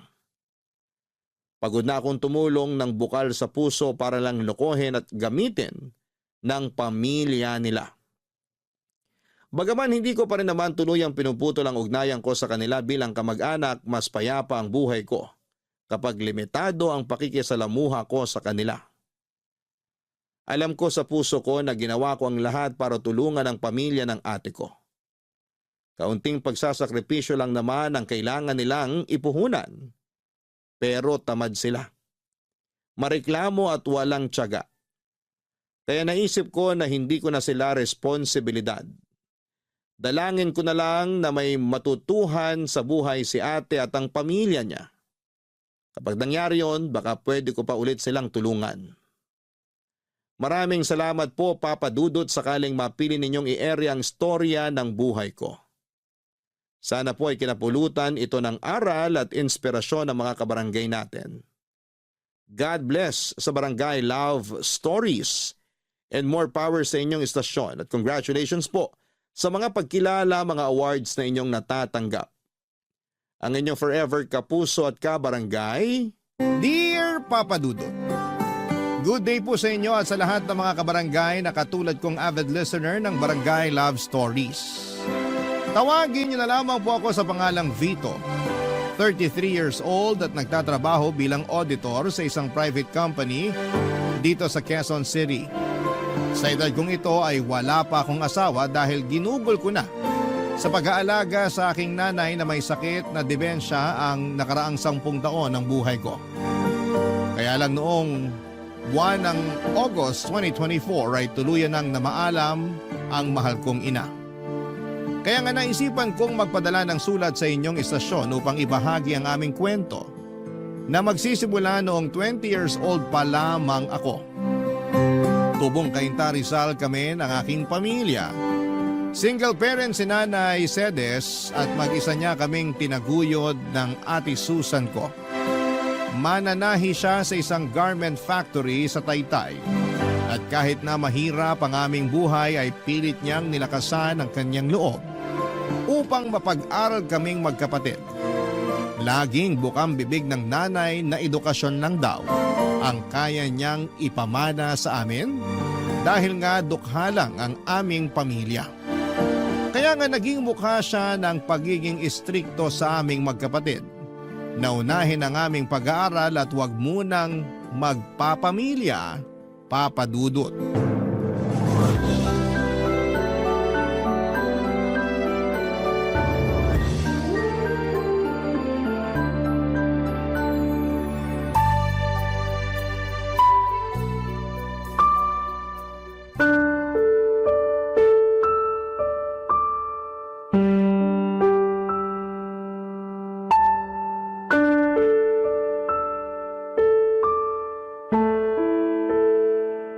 Ano ba naman to, Vito? 2 major subject mo pa talaga yung 3? Tapos yung iba rito ay puro na 2? Sigurado ka bang makakagraduate ka nito? Opo, Nay. 5 naman po yung bagsak. Wala naman po akong 5 dyan. Wala ring incomplete. At talagang pinagmalaki mo pang wala, ano? Hindi po ba dapat? Hindi talaga kasi kahit walang 5 rito, ang baba pa rin ito. Kumbaga, katumbas ito ng mga gradong palakol nung elementary at high school. Pasensya na po kayo. Yan lang po kasi talaga ang kinain ng utak ko. Pasensyahin mo mukha mo. Mababago ba nun tong mga grado mo? Saka kaya siguro ganito to kababa kasi hindi ka naman talaga nag-aaral. Oo, pumapasok sa eskwelahan at nanghihingi ng baon. Pero baka hindi naman talaga doon ang punta mo. Saan naman po ako pupunta kung hindi sa eskwelahan? Saan pa ba? Di sa bilyaran? O di kaya doon sa computer shop? Naku, wag ka nang magsinungaling. Nakita ka nga ng ate Susan mo sa mga lugar na sinasabi ko. Nagpapaprint lang po ako sa computer shop. Hindi po ako tumatambay doon o naglalaro. Talaga lang ha? Pexman, Yung sa bilyaran? 1 beses lang naman po akong pumunta sa bilyaran. Nung nagkita-kita lang kami ng mga ka-text clan ko. Saka nandun din naman si ate Susan eh. Nakikipag-inuman pa nga siya tapos ako lang ang pinagagalitan nyo. 18 anyos na yung ate mo. Nung panahong yon. Ikaw 15 pa lang, pero nakuha mo pang pumaroon. Tapos magre-reklamo ka sa akin kung bakit ikaw ang pinapagalitan ko at hindi kasama ang ate mo? Opo, Kasi paborito niyo si Ate Susan. Hindi niyo nga siya kayang pagalitan kasi ayaw niyong magtampo siya sa inyo. Anong sabi mo? Sabi ko, paborito niyo si Ate Susan. Ako hindi. Mas mahal niyo si Ate Susan. Tapos galit kayo sa akin. Ano bang pinagsasabi mong bata ka? Alam niyo po kung ano ang sinasabi ko. Saka hindi na ako bata para di pa maintindihan yung totoong nangyayari. Ang unfair niyo, Nay. Kasi si Ate Susan lang yung tinuturing yung anak. Tapos ako, parang wala lang. Kung parang wala ka lang para sa akin, sana hindi na kita pinag-aral, pinakain at pinatira sa bahay ko. Hirap sa'yo, sumasama ang loob mo pag napagsasabihan ka. Maanong intindihin mo munang mabuti ang sitwasyon? Total, sabi mo, hindi ka na bata. Ibig sabihin, malawak na dapat ang pangunawa mo. Kahit na anong sabihin niyo, ganun ko po nakikita ang sitwasyon. Sana talaga hindi na ako sinaoli nun ni tatay sa inyo. Abay, sana nga. Ano pong sinabi niyo? Sana nga, hindi ka na sinauli sa akin ng magaling mong ama kung magiging ganyan lang katigas ang ulo mo paglaki. Napakawalang utang na loob mo, Beto. Hindi ka marunong rumispeto sa ina mo na nagpalaki sa'yo. Papa Dudut Jr. ako ng tatay ko at bukod doon ay kamukha niya rin ako. Kaya ganoon na lamang ang irita sa akin ng nanay sa tuwing maaalala niya sa akin ang nambabae naming tatay. Noong naghiwalay sila ay kinuha raw ako ni tatay pero binalik din kalaunan sa poder ni nanay Papa Dudut. Kaya pala hindi niya ako paborito dahil bukod sa mga katangiang yon, mahina rin talaga ako sa klase namin at may pagkabulakbol. Hindi ko naman siya masisisi kung natuon ang lahat ng atensyon niya sa Ate Susan ko dahil nga para sa kanya ay mabait ito at masunurin. Kahit na inis ako dahil lagi niyang kinakampihan ang ate ko, hindi naman ako nagtanim ng sama ng loob kay nanay. Kasi siya pa rin naman ang nag-iisa naming magulang na nagtaguyod sa aming magkapatid. Mahal ko pa rin siya kahit na hindi kami madalas magkasundo. Kaya lang dahil sa favoritism ni nanay ay hindi kami lumaking close sa isa't isa ni Ate Susan. Para sa akin ay hindi totoo ang lahat ng kabaitan at pagiging masunurin niya na laging nakikita ni nanay. Iniisip ko na maskara lamang niya yon para paboran at kampihan ni nanay. At ako naman yung laging pag-initan. At napatunayan ko yon. Nung isang gabi ay nahuli ko siyang ginagawa ang bagay na yon.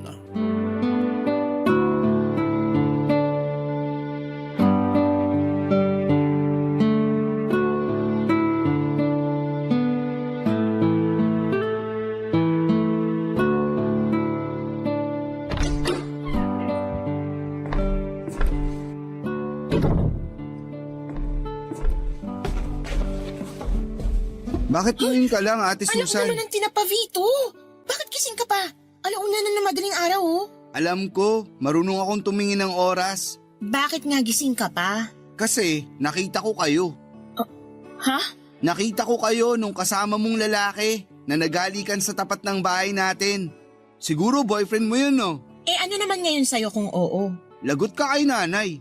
May boyfriend ka na. Bakit ako lagot? Eh nasa tamang edad na ako. Baka kung ikaw ang magka-girlfriend, ikaw pang malagot. Malamang, kasi paborito ka ni nanay kesa sa akin. Buti alam mo. Kaya kung ako sa'yo, itulog mo na lang yan. At bang kalimutan ingay mo na yun? lang yung nakita mo. Oh, bakit kising pa kayong dalawa? Nay, si ate po kasi... Nay! Ano ba kasi yon? Bakit mo naman tinatakpan ang bibig ng kapatid mo, Susan? Kasi po, aray! Bitiwan mo kasi ako! Nay, si Vito! Kinagat po yung daliri ko! Ano? Patingin nga ako. Naku, may bakas pa ng ngipin ng kapatid mo. Bakit mo yun ginawa sa ate mo? Napakabastos mo, Vito! Wala po akong ginagawa. Si Ate Susan nga yung may ginagawa eh. Anong ibig mong sabihin? Kasi po... Mabuti pa po matulog na tayo. Huwag niyo na kausapin niyang si Vito kasi malamang kung ano-ano na namang kalukuhan ang sasabihin niyan. Anong puro kalokohan? Ang sabihin mo, natatakot ka lang malaman ni nanay ang totoo. Ano ba kasi yung totoo na yon? Sabihin mo nga sa akin. Huwag niyo na po kasing alamin yun. Wala lang po yun. Eh kung wala lang yon, hindi ka dapat matakot. O ano na Vito? Naiinip na ako sa sasabihin mo. Nakita ko pong may kahalikang lalaki si Ate Susan kanina. Hinatid po siya dito nun sa bahay. Tapos inamin ni ate na boyfriend niya yun. Ano ka mo? Totoo ba yung sinabi ng kapatid mo? Siyempre po hindi. Anong hindi? Galit nga si nanay sa mga sinungaling. Kaya bakit ako magsisinungaling? Totoo yung sinabi ko. Kitang-kita ng dalawa kong mga mata. Tumigil ka na nga. Napakasumbongero mo. Huwag mong pagdiskitahan ng kapatid mo. Kausapin mo ako, Susan. Ano pa po bang pag-uusapan natin? Alam ko na kung saan yun pupunta. Kung ganon, totoo nga na may boyfriend ka na? Abay, kabilin-bilinan kong wag na wag ka munang magbo-boyfriend. Pero hindi mo ako sinunod. Ilang buwan lang naman gagraduate ka na sa kolehiyo. Hindi ka pa talaga nakapaghintay. Sawang-sawa na ako maghintay at sundin kayo. Puro na lang kayo pagbabawal na para bang mapapasama ako pag nag-boyfriend ako. Nakakapagod na kayong sundin. Ikaw pa talagang napagod ako. Tinanong mo ba kung ayos lang? Ang tanging hiling ko lang naman ay magtapos muna kayo ng pag-aaral ni Vito bago kayo makipagrelasyon. Akala ko pa naman naiintindihan mo, pero mas masahol ka pa sa kapatid mong matigas din ang ulo. Bakit na naman po ako nasali sa usapan? Si Ate Susan po yung may kasalanan. Kaya siya lang ang dapat niyong pagalitan. Damay ka na doon dahil pareho kayong pasaway at sakit sa ulo ko.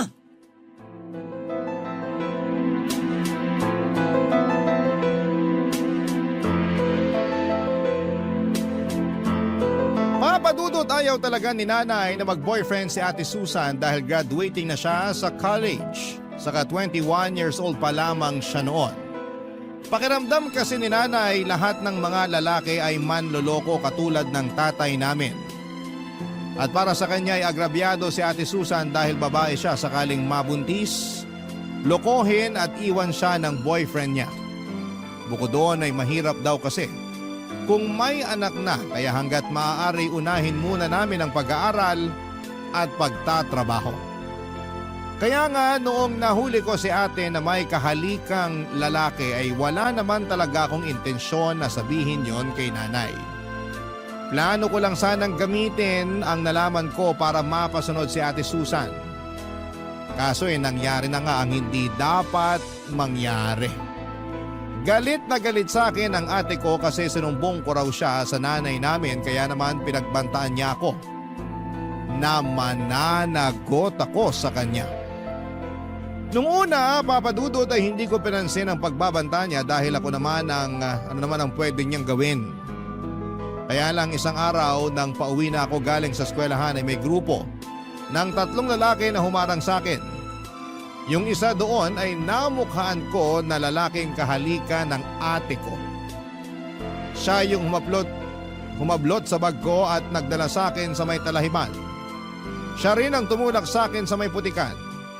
Yung isa naman ay sumipa sa akin sa tiyan tapos yung isa naman ang sumabunot sa akin. Pagkatapos noon papadudot ay tuluyan na nila akong binugbog upang turuan daw ng leksyon. Barangay Love Stories. Barangay Love Stories. Papadudot hindi naman ako napuruhan sa pambubugbog sa akin ng boyfriend ni Ate Susan.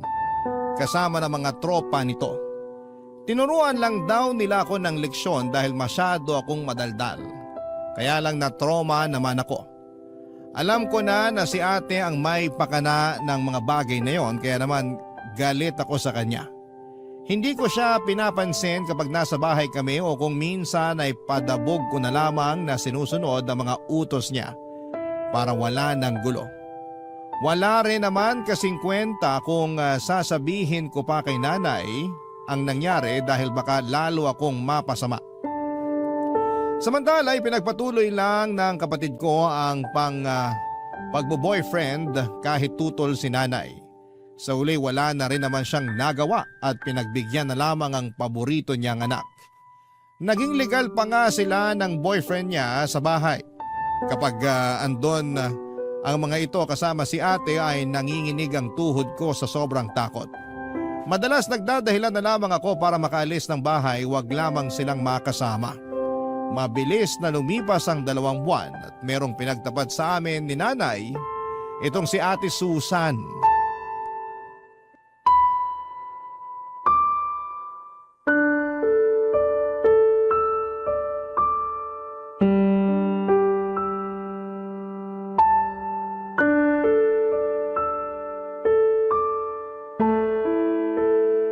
Nay, aalis na po ako.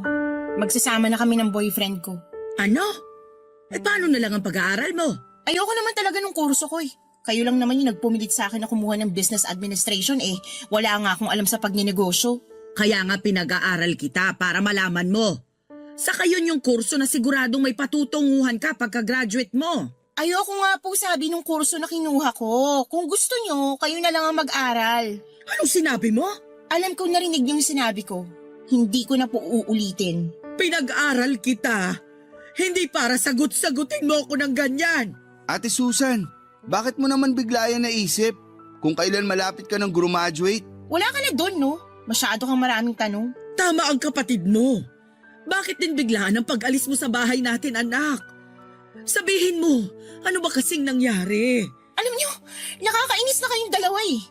Kung makatanong kayo, akala nyo naman malaking krimen yung gagawin ko. Hindi ba pwede na gusto ko nang bumukod at magsama na kami ng boyfriend ko? Hindi ako naniniwala na yun lang ang dahilan mo. Kilala kita, may pagkasinungaling ka. Anong sinabi mo? Sabi ko, may pagkasinungaling ka. Totoo naman eh, maraming beses ka nang nagsinungaling kay nanay. Pinagbibigyan ka lang niya kasi paborito ka niyang anak. Pwede ba, Vito? Manahimik ka na lang muna dyan. Hindi naman to tungkol sa'yo eh. Tungkol to sa ate mo. Kaya wag ka na munang sumubat-sabat dyan. Kaya ka hindi paborito ni nanay kasi masyado kang trying hard. Hindi ako trying hard. Trying hard ka? Pwede ba? Manahimik na nga kayong dalawa. Yang anak niyong pagsabihan niyo, Nay. Masyadong mayabang eh. Wala namang pinagmamayabang. Bakit ikaw? Anong pinagyayabang mo? Sige nga. Ayaw mong tumigil ah. Nasaan na ba yung kawali, mga linti kayo? Habang tumatagal masyado kang nagiging epal eh. Ikaw nga, akala mo kung sinong spoiled brat? Talaga lang ah. Sinabi ng tumigil na kayo! Sige, sa susunod na marinig ko pa yung bangayan ninyo, ihahampas ko na sa mga pagmumukha nyo ang kawaling to. Kaya mas lalo kong gustong umalis sa pamamahay na to eh. Sawang-sawa na ako sa pagiging diktador nyo. Ako pa rin ang nanay nyo, kaya karapatan kong diktahan kayo. Hindi nyo na magagawa yun dahil ayoko nang tumira sa pamamahay na to kasama kayo. Ayokong palakihin na magiging anak ko rito. Ano ka mo? Sinasabi ko na nga ba, buntis ka ate! Oo, buntis nga ako. Kaya hayaan nyo na kami magsama ng boyfriend ko.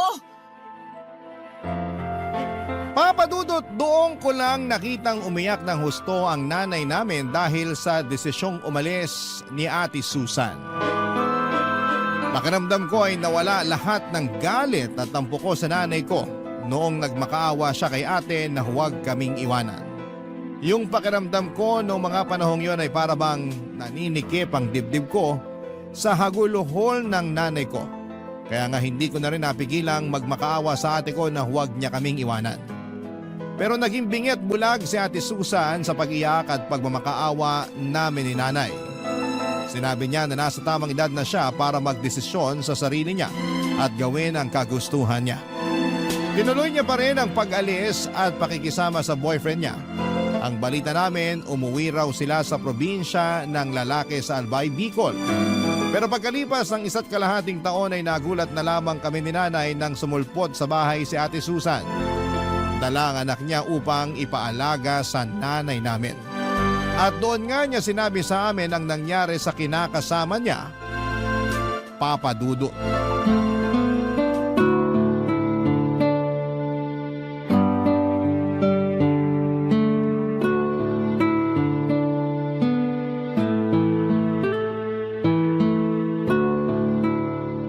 Grabe yung iyak ng apo ko. Akala mo naman inaaway. Buti na lang talaga napatulog ko na siya. Kaya nga, Nay. Pareho kaming walang maayos na tulog kasi hindi siya komportable dun sa bus eh. Kaya nga pagkatapos nating maghapunan, magpahinga ka na. Bakit kasi hindi kayo nag-text na uuwi pala kayo rito? Sana nasundo ko man lang kayo sa terminal. Ayoko namang makaabala sa inyo ni Nanay. Hindi ka naman nakakaabala, anak eh. Pero tama rin naman si Vito. Kung alam lang namin na magbabakasyon kayo rito ng apo ko, sana nakapaglinis man lang ako ng bahay. Ang totoo, hindi naman po kami magbabakasyon dito. Umuwi kami rito kasi dito na kami titira. Bakit? Anong nangyari? Oo nga ate. Saka, nasan ang kinakasama mo? Nandun sa Bicol, iniwan ko. Ano ka mo? Iniwan? Ibig sabihin, hiwalay na kayo? Parang gano'n na nga. Masyado kasi siyang mamas boy. Hindi kami magkasundo ng biyanan ko. Lagi akong pinag-iinitan kahit nung buntis pa lang ako. Akala ko magbabago pag pinanganak ko na yung baby namin kasi nga unang apo nila. Kaya lang, mas lumala pa yung ugali. Nalaman ko na lang na lagi pala akong pinagchichismisan ng kapitbahay na kesyo ganito lang ako, ganyan. Sinisisi ako kasi hindi raw nakapagtapos sa pag-aaral yung anak niya. Ay baliw pala siya eh. Ako ang harapin niya nang makita niyang hinahanap niya. Pero alam naman ng kinakasama mo yung ginagawa sa'yo ng nanay niya. Alam naman, kaso mamas boy nga. Mas kinampihan yung nanay, palibasa matanda na raw. Basta, nakakasawa na. Akala niya yata ako yung klase ng babae na magtitiis kasama sa pamamahay nila yung nanay niyang sala sa init, sala sa lamig. Kaya nilayasan mo sila, tanga yung anak mo, ganun. Oo, Ibang klase ka rin eh. bakit ba? Hindi ba kayo masaya ni nanay na umuwi na ako rito sa bahay? Wala naman akong sinabi na hindi kami masaya.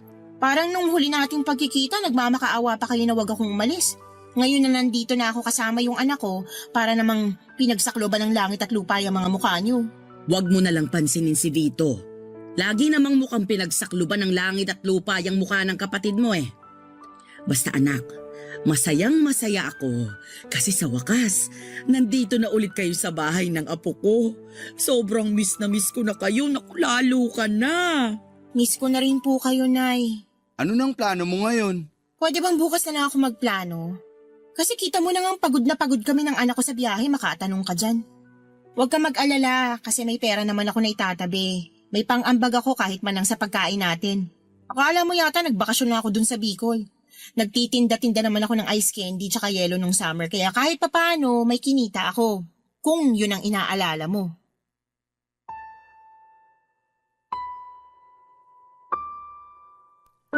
Papa Dudut tuwang-tuwang nanay dahil sa pagbabalik ng ate sa bahay kasama ang kanyang anak.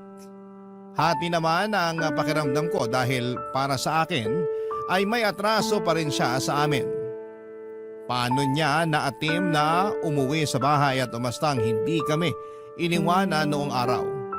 Ni hindi nga siya nagsorry sa pag-alis niya at ewan ko ba naman sa nanay ko kasi nagawa niya pa rin patawarin kagad ang ate ko.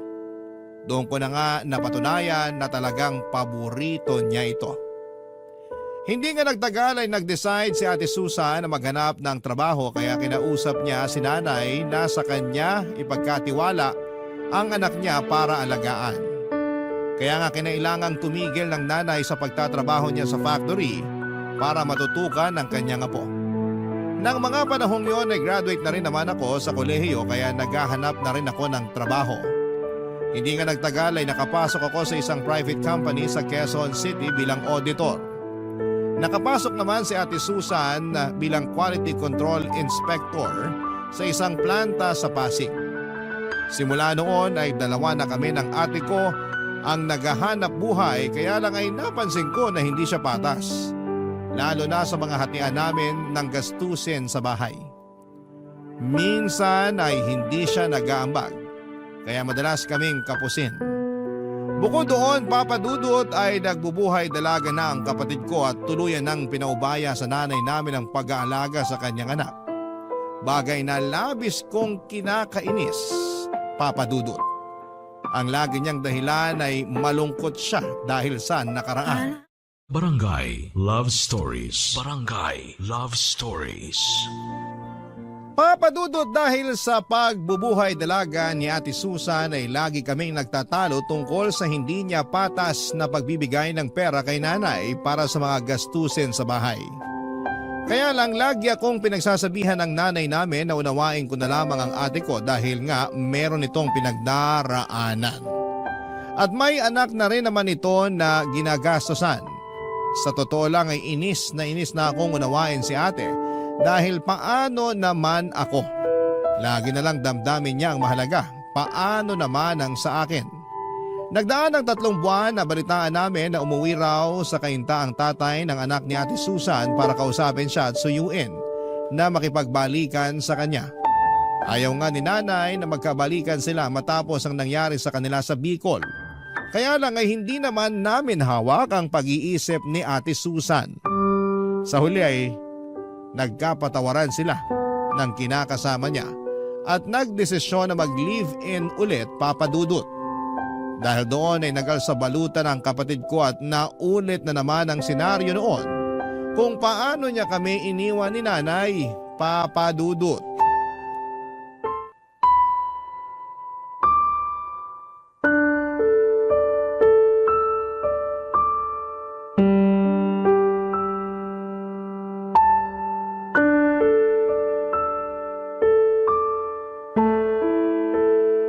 Anak naman, huwag ka nang umalis.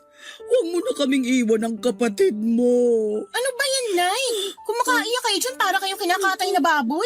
Ate Susan, ano ba? Nanay pa rin natin yung binabastos mo. Ay nako, sumabad na naman yung nagbabait-baitang anak. Hindi ako nagbabait-baitan. Saka hindi to tungkol sa akin, okay? Palibasa, wala kang konsensya eh. Iiwan mo na naman si nanay kung kailan napamahal na siya sa apo niya. Magsasama na nga ulit kami ng tatay ng anak ko. Ano bang mahirap intindihin doon? Yung pag-uugali mo yung mahirap intindihin. Wala namang kasing kaso kung magsama kayo. Pero hindi ka marunong magparamdam kahit man lang sana kay nanay. Hindi ka tumatawag o nagte-text.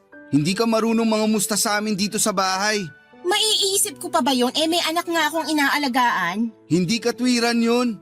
Ang sabihin mo, wala ka na talagang respeto sa nanay natin. Oh, tapos ngayon, aalis ka na naman. Sigurado ako na hindi ka na naman magpaparamdam sa amin ni nanay. Magaling ka lang pag may kailangan eh. Doon ka lang namin nararamdaman. Nasasabi mo lang yan kasi hindi mo pinagdadaanan yung mga pinagdaanan ko. Hindi ko na kailangan pagdaanan yung mga mali-mali mong desisyon sa buhay. Anong sabi mo? Pwede ba? Tama na nga yung pagtatalo ninyo. Hanggang ngayon ba naman parang bata pa rin kayo mag-away? Baka nakakalimutan ninyo. Magkapatid kayo. Si Vito yung pagsabihan nyo, Nay. Siya lang naman yung masyadong epal eh. Akala mo kung sino makapagsalita porque mas malaking kinikita? Hindi ako nagmamalaki sa'yo. Saka pinagtrabahuan ko lahat ng meron ako. Sus, ngayon lang yan. Mawawala rin yung yabang mo. Tumigil na nga kayo. Huwag na kayong mag-away. Naririndi na ako sa mga boses ninyo. Kung gustong umalis ni ate, hayaan nyo na lang, Nay. At bakit ko gagawin yon? Ayoko ngang mawala ang ate mo. Ayoko ring mapalayo sa apo ko. Tigilan nyo na nga po yung pagiging madrama nyo. Hindi naman kami titira sa ibang bansa. Dito pa rin kami sa Pilipinas. Malayo nga lang sa bahay natin. Kung bakit ba kasi babalik ka pa ulit sa Albay? Pwede namang dito na lang kayo ng anak mo sa kainta. Mahirap po ba talagang intindihin? Gusto nga ng kinakasama ko na doon na kami tumira. Plano na rin namin magpakasal at bumuo ng sarili naming pamilya. Kung tungkol naman doon sa nanay niya yung inaalala nyo, naisip ko, tama rin naman siya nung nag-usap kami. Pwede ko pa rin naman bigyan ng isang pagkakataon yung nanay niya. Tsaka magulang pa rin siya ng tatay ng anak ko kaya dapat ko pa rin siyang respetuhin. Nakakatawa na. Marunong kang rumespeto sa ibang tao, pero hindi sa sarili nating nanay. Tumawa ka lang hanggang gusto mo pero hindi nyo na mababago yung desisyon ko. Anak naman eh. Huwag ka nang umalis. Huwag mo akong iwanan. Vito, anuhin mo nga yung nanay mo? Masyadong clingy, nakakainis. Hayaan nyo na lang pong umalis si ate. Total, hindi na rin naman tayo mahalaga sa kanya. Ayokong umalis ang ate mo. Ayokong magkalayo kami uli. Papa Dudut, sa ikalawang pagkakataon ay iniwan kami ni Ate Susan. Umalis siya nang hindi man lamang lumilingon sa umiiyak at nagmamakaawa naming nanay. Galit ako sa kanya, Papa Dudut, dahil sa pananakit niya sa nanay namin. Napakawalang respeto niya para magdesisyon ng ganon na lamang. Sa totoo lang ay malungkot din naman ako sa pag-alis nila ng pamangkin ko. Pero mas nanaig sa akin ang pagkadismaya sa kanya. Yung pagkakataon na yun pala ang huling beses na makikita namin sila ng buhay dahil pagkalipas ng 3 araw ay nalaman naming na aksidente ang bus na sinasakyan nila ng pamilya niya. Hindi matanggap ng nanay ang nangyari kay Ate Susan at sa apo niya. Labis-labis naman ang pagsisisi ko dahil hindi ko pa piniling makipagkasundo sa sarili kong kapatid ng mga panahong may pagkakataon pa sana. Hindi nyo rin naman ako masisisi at hindi kasi talaga kami lumaking malapit sa isa't isa. Kaya nga humingi talaga ako ng tawad sa harapan ng kabaong niya at nangako na hinding-hindi ko pababayaan si nanay habang nabubuhay ako. Mabilis na nagdaan ang 1 taon. Nagsunod-sunod ang pagkakasakit ni nanay hanggang sa makitaan siya ng maagang sintomas ng demensya at tuluyan na ngayong lumala at magprogreso sa paglipas ng mga taon. Pero Papa Dudut, hindi ko sinukuan si nanay. Hindi ko siya iniwanan. Nanatili ako hanggang sa mga huling sandali niya para ipaalala sa kanya na mahalaga siya sa akin at kung gaano siya kaimportante. At syempre, kung gaano ko siya kamahal.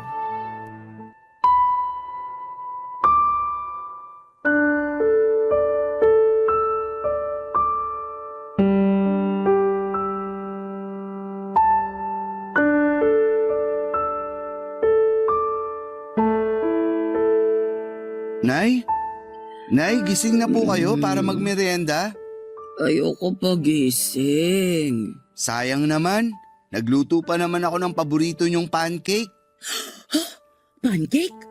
Nasaan pancake ko? Ito po oh. Hinati ko na yun ng maliliit para isusubo niyo na lang. Ay nako, paborito ko nga ito. Akin na, para makain ko na. Ay teka, sino ka ba? Paano ka nakapasok sa bahay ko? Nako, si nanay. Nakalimutan na naman ako. Hindi kita nakalimutan. Hindi lang kita maalala. O sige po, magpapakilala ulit ako. Ako po si Vito, anak niyo. Vito? Anak ko? Opo, yung bunso niyo. Wala talaga akong maalala na may anak ako na pangalang Vito. Pero meron akong naaalala na may anak ako. Kaya lang hindi Vito ang pangalan niya. Ano po? Susan! Ah, si Ate Susan po. Oo! Nasaan na ba si Susan? Parang matagal ko nang hindi nakikita yung anak kong yun. Kasi po. Kasi ano? Sige ka! Hindi ko kakainin tong pancake pag hindi si Susan ang nagpakain sa akin. Ay, kasi po, Nay, ano? Ano nga?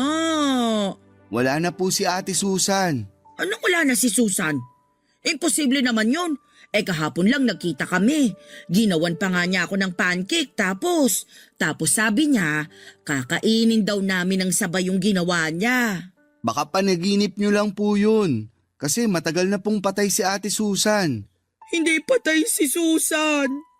Nagsisinungaling ka lang. Hindi po ako nagsisinungaling. Pero naiintindihan ko po kung hindi nyo na matandaan. Pasensya na po kayo kung sinabi ko pa. Sabi na hindi totoong patay ang anak ko. Pero saan ba kasi siya pumunta? Hindi ko po alam pero kapag kumain kayo baka bumalik na po siya. Talaga? Opo. Kaya kumain na po kayo ha? Kaso gusto ko si Susan magpakain sa akin. Si Ate Susan po magpapakain sa inyo sa susunod. Pero sa ngayon, ako na lang po muna. Promise? Si Susan sa susunod Opo, promise po. Yay! Subuan ko na po kayo.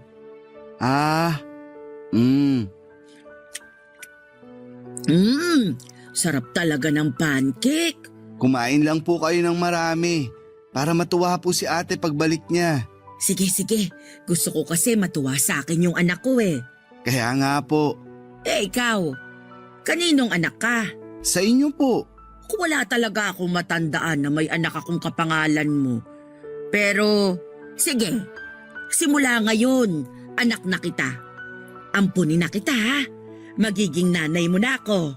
Sige po, simula ngayon, anak niyo na ako. Ayan, para kahit wala pa si Susan, mayroon naman akong anak na kasama ko. Salamat, Vito, ha? Salamat sa pag-asikaso mo kay nanay. Walang anuman po. Mahal na mahal ko po kayo. Mahal na mahal din kita. Kayo ng Ate Susan mo. Papa Dudut, iyon ang mga huling sandali ng nanay kapiling ako.